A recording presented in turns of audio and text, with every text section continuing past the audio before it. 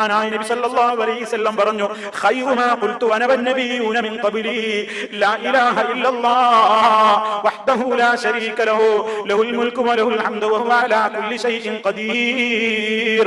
അറഫാ ദിനത്തിന്റെ അന്ന് അവിടെയുള്ള ഹാജിമാരും ഇനി അവിടേക്ക് എത്തിപ്പെടാൻ സൗകര്യം ലഭിച്ചിട്ടില്ലാത്ത ലോകത്തിന്റെ ഏത് കോണിലുള്ളവരാണെങ്കിലും അന്നത്തെ ദിവസം ഈ തക്ബീർ, ഈ തഹ്മീദ്, ഈ തഹ്ലീൽ വർദ്ധിപ്പിക്കേണ്ടതുണ്ട്.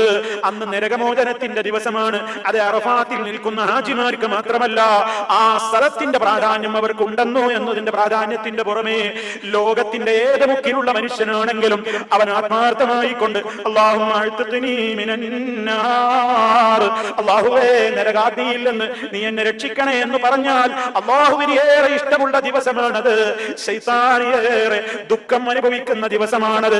അതുകൊണ്ട് ശൈത്താന് ദുഃഖമുള്ള ദിവസം മുഅ്മിനീങ്ങളെ സന്തോഷത്തോടെ നമ്മൾ ദിക്റുകൾ വർദ്ധിപ്പിക്കണം, കർമ്മങ്ങൾ വർദ്ധിപ്പിക്കണം.